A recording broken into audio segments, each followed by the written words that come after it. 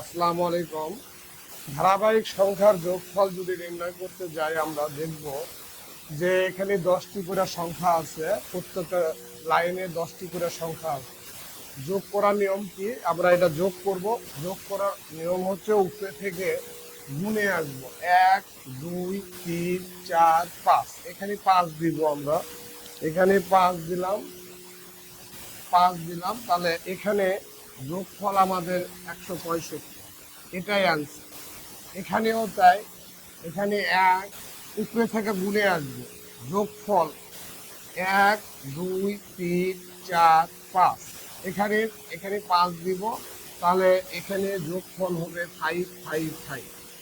এটাও তাই, এটারও আমরা গুনবো, এটা দেখবো যে 1 2 3 4 5।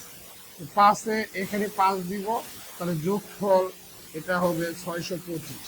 তাহলে এটার যোগফল কত হবে তোমরা কমেন্টে জানাও।